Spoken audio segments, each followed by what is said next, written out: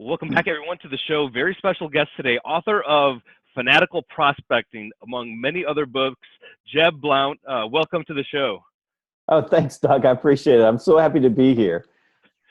You've got, I love your approach to prospecting because it involves all of the different channels, not just over the phone, but through the website, through mobile, through social. Let me ask you, just kind of frankly, out of all the different alternatives on way to go out and obtain new business, in your opinion, what's the best still? Well, I think the telephone is by far the best channel, and it's the most effective channel. And here's why. If I call you up and you answer the phone, I have an opportunity person to person to move you into the sales funnel, to disqualify you, to qualify you, to build a relationship. And I do believe that people today are starving for human contact. I mean, we've created all these technological barriers that create, for our prospects as salespeople, we become an abstract for them. And the same way we create, or put them in a situation where they're an abstract. So I do believe in a balanced prospecting methodology. I believe in all of the above. And it's no different than, for example, if you were investing in your 401k, and no one would put all of their 401k retirement money in a single investment. You typically want to spread it across multiple investments because you get the highest statistical probability that you're going to get an ROI on your investment. And I believe the same thing about prospecting. I believe that there's telephone, there's in person, if you're an outside sales rep or a field sales rep, there's email, there's text messaging. Before the show and the pre-show, you and I were talking about proactive chat, which is a place where I see a lot of opportunity to emerging for salespeople to connect with people as they're going through a website looking for information, and then pulling them in and shooting them and turning them into a phone call. There's networking and referrals. There's video calls like this. There's so many different ways that we can connect with people, but I still believe that the telephone is, and I really believe that the telephone will always be, and whatever iteration the telephone goes to, this, for example, is essentially a telephone call. We can just see each other, but it's the same thing. So the problem is that there's a lot of people telling salespeople don't call anymore. And if you're anything like me, your email box is full of salespeople who do nothing but email. And most of the stuff they're emailing is pure crap. And when I talk to brand managers and I talk to CEOs, I'm like, your business development reps, your SDRs, they're killing your company brand because they send crap after crap after crap after crap. So why don't they pick up the phone and just call? And I was just reading an article. It was something that was published on HubSpot. And it was one of their writers who had polled a bunch of experts, and they'd ask the experts, what's the best way to contact a brand new prospect? Should you do it by email or do it by phone? And the conclusion was you should do it by email. Now, I want you to listen to the rationale behind this. It's been bothering me for 2 days ever since I read the article. The rationale was if you connect with them via email, they don't have to do anything. Wow. I mean, prospecting, right? I mean, I'm trying to engage them. I'm interrupting their day, but I'm trying to get them to do something, right? I mean, why? Otherwise, what's the point? And it's just crazy. We had a small software as a service company that we were working with that was trying to, increase their pipeline. And what they were doing is they would get a list of prospects and they would send 8 emails to the prospect, and then they would call. And they were having bad results. I mean, one of the things they were calling people they sent 8 emails to, and the person was just, out of their mind because they'd gotten 8 email touches. So we did this little experiment with them and said, why don't we just call the list first? And then the people that we don't get, we'll send them an email. We did that. The results were better. People answered the phone. They said, we're just amazed that people answer their phone. I'm like, yeah, the only reason you were sending emails was to hide from actually having to talk to a real human being. So, Jeb, in your book, you even talk about the difference between the cold call versus the fine art of interrupting. Yes. Right. And when you interrupt, it's going to be in their best interest. Tell us a little bit more about that and how it's relevant more today than ever for some of the customers we serve. Yeah, I think that the problem that we have is, and LinkedIn is part of the problem as well. And I'm sure someone on LinkedIn will watch this and get mad at me, but they've actually stopped doing this as much, but they were really trying to sell their social selling platform, which is essentially bombed, because what's happened is there's a whole generation of salespeople who have figured out that if you hang out on Twitter and LinkedIn all day long, you're probably going to have skinny kids. And That doesn't mean that social is not important, because I believe in social selling. In fact, in the title of Fanatical Prospecting, the very first word in the subtitle is social selling. I believe social selling is integrated in and a part of any prospecting scheme, and you have to be good at it. And it's appalling to me. I was working with a 24-year-old sales rep just this week who didn't have a LinkedIn profile. So we went back in, showed him, here's how you use the telephone, here's how you use email, here's how you use LinkedIn to build a comprehensive process for engaging a prospect, or like you said, interrupting a prospect. So in this whole world of building out social selling, the guys that were, I call them the social selling mafia, but these people that were like social selling is a religion for them, right? And I even heard somebody the other day go say, I can't wait till that social selling just becomes selling. I'm like, what a moron. Why would you say something like that? So in the process, we started pandering to salespeople and saying cold calling is dead. And salespeople don't want to make cold calls. You don't want to make cold calls. I don't want to make cold calls. You know what? And prospects don't want to be cold called. I get all that. I understand it. But if you don't interrupt prospects in some form or fashion, you're not going to have a pipeline. You're going to fail. So if you want to be in sales and not working at your local Starbucks making minimum wage, you better figure out how to interrupt prospects. Now, here's the thing. Sometimes we are making pure cold calls. Most of the time we're not. And we were talking about financial services. I was working with a group of insurance agents. I do a good bit of work in the insurance industry. And I work with insurance agents all the time who say, well, I don't want to cold call. And I have to explain to them, we're not cold calling. We're calling your book of business. These are people that already do business with you. We want to sell them additional products. How can that be cold calling? And so it's not the cold call that people are afraid of. It's the interrupting. And I don't care if it's someone that you don't know. I don't care if it's an inactive customer, if it's a current customer. I don't care if you're doing it through email or social, or you're walking in their door, or you're making a phone call. If they are not expecting you, if you don't have an appointment, you are an interruption. And to them, that call is cold because they weren't expecting you to call. So in that case, you have to get this. You have to understand it. You have to interrupt people one way or the other. And if you're going to interrupt people, do it the way you would want to be done. You want to be brief, you want to be relevant, and you want to be gone so they can get back to whatever they were doing. So what salespeople do is they have this marketing department that writes this big old long script for them that's stupid and cheesy. And instead of just getting to the point, call them up, tell them who you are, tell them why you're calling, give them a relevant reason to give you what you want, and ask for what you want, and then shut up. Some people are going to tell you no. Some people are going to tell you yes. And if they tell you no, if you go to the book, Fanatical Prospecting, there's a great section on how to deal with those reflex responses and brush offs and objections, but just get to the point. And to me, the prospecting call, both emails and, gosh, I got an 8-paragraph email the other day from a sales rep who was prospecting to me, 8 paragraphs in an email. I mean, after the first 3 sentences, I was asleep. So it's you have to be fast. You have to get to the point. People are busy. And you have to give them a relevant reason. We call it giving them a because. You got to give them a because. Give me a reason why to do this, and then ask for what you want. And I think if you do that, you'll forget about whether something is a cold call, right?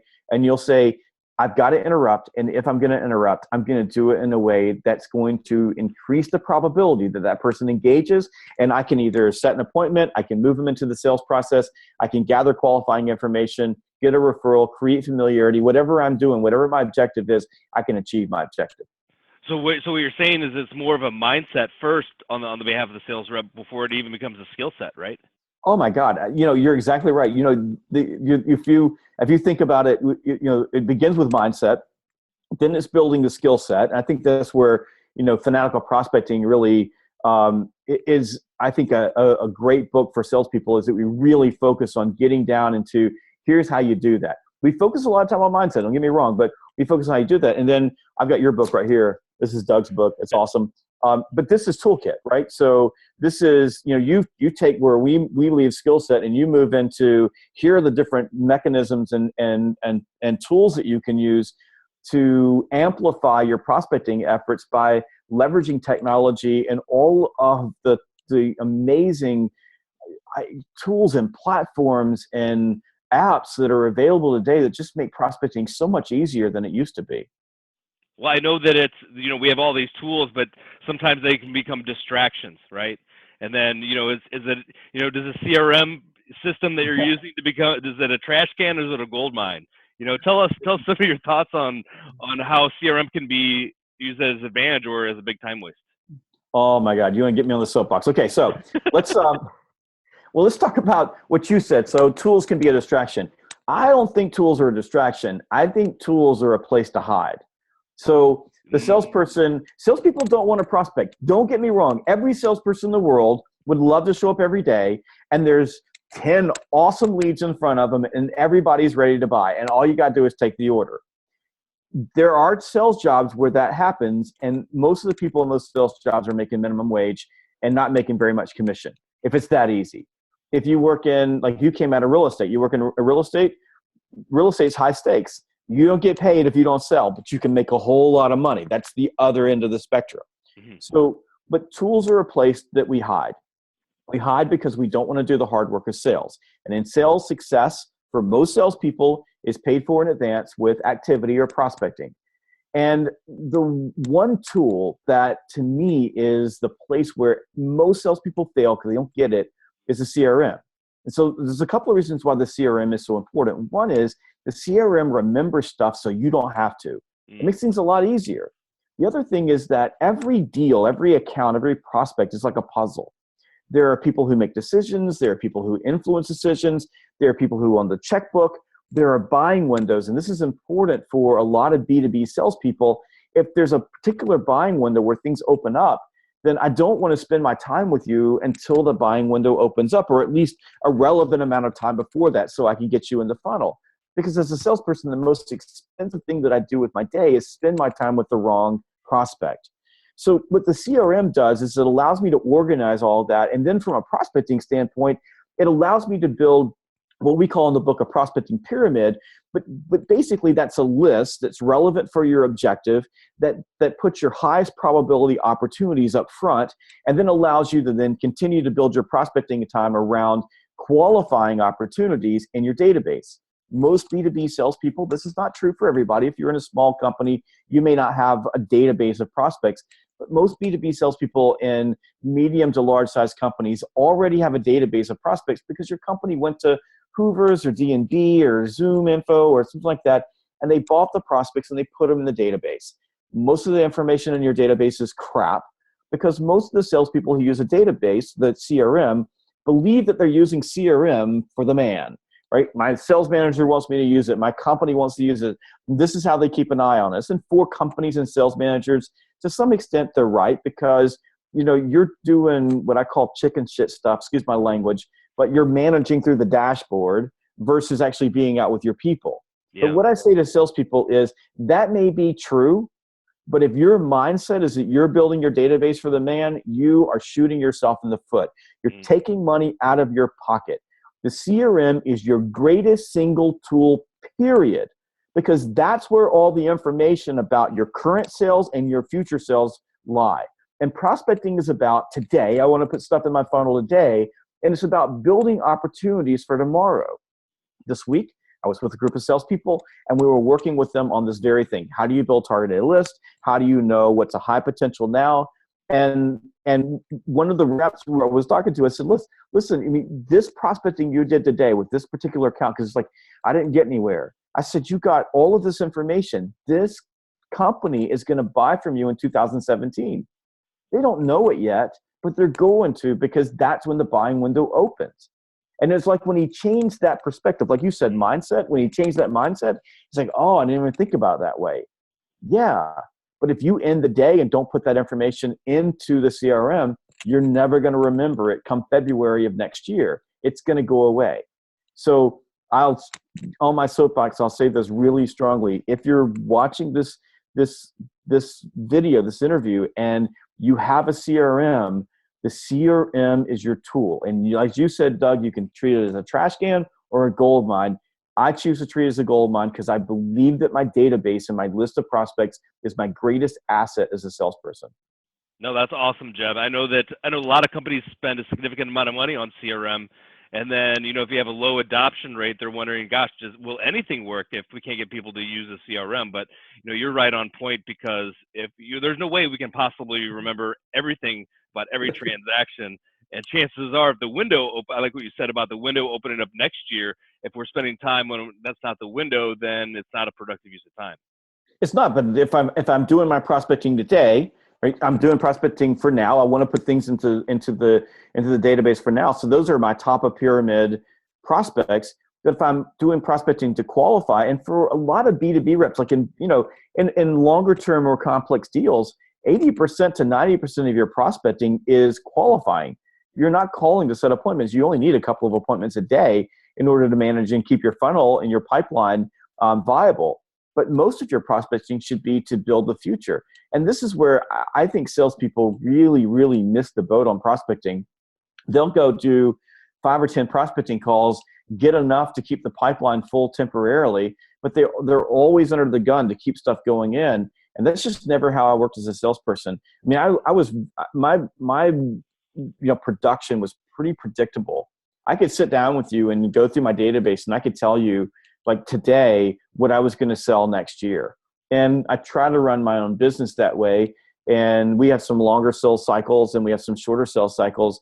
But I mean, already, like I was talking to my sales reps yesterday, we're talking about our pipeline for November and December of 2016 going into January. That's a pretty good place to be when you're talking about the future and what our prospecting is doing for open those windows.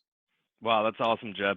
Let's to kind of wrap things up. Let's pretend that the new sales professional is watching this interview right now. Can you give them one tip on what not to do, and then one thing to do really, really well? Here's a couple of tips. So that's a broad question, and let me give you one. Don't go emulate the rep that's been in their territory for 20 years. Because that rep, if you've been in your territory for 20 years, you don't have to prospect the same way as a new rep. So that would be number one. Don't do that, right? And the other one is don't sit around and wait and plan until you have all the product information so that you can feel confident when you talk to sales, your prospects about the business. The best thing that you can do is start today. Bang the phone, get on email, get on social, do whatever you do, but set up a prospecting block every day and start filling the pipeline. And here's why. A couple of things will happen to you. One is if you're talking to people, you'll start learning the messaging. You'll start learning the language. You'll start learning the objections. You'll start learning the product because you're going to get questions from prospects you can't answer. It's embarrassing, but those questions will allow you to go to people that can help you. Hey, the prospect said this, what do I do? The second thing it does is that it will get deals in your pipeline. And it's likely that you have people around you, a sales manager, a business owner, an executive, a general manager, a district manager, somebody who has a P&L interest in you closing business. So if you have something in the pipe and you go to them and say, I don't know what to do here, they'll jump in and help you. And if they jump in and help you, then you'll learn how to manage the product. You'll learn the sales process. If you don't do that, what's going to happen is 90 days from now, you're going to wake up, you'll have all this product knowledge, but it's not relevant because you've never used it in real life. And then somebody's screaming at you that you need to get something in your pipeline, and now you're desperate. And here's the problem being desperate. It's called the universal law of need. As soon as you get desperate and as soon as you need the deal, the more you need the deal, the less likely it is that you're going to get it. But if from day one, you're prospecting and filling your pipe and you have abundance in the pipeline, even though you're in some meetings where it's a little embarrassing because you just don't have all the information, that's a better place to be from a mindset standpoint, a psychological standpoint, and a pipeline standpoint than the rep who knows everything and doesn't have any deals to work with. And to me, that would be my core advice. And just to leave you with a quick statistic, 80% of new reps who wash out of their sales job that are handed a cardboard box with all their stuff in it and said, there's another company over there that you should go get employed by, but not us. 80% of those reps, they get fired because they weren't doing enough prospecting. Think about that. 80% of rookies get fired because they don't prospect. Period. 80% of them need your book. That's right. That's right. Fanatical Prospecting. We'll definitely put a link out for everybody to see it. Thank you so much, Jeb. Your abundance of knowledge, and I look forward to getting to know you better. Appreciate you being a part of the show. Absolutely. Thank you.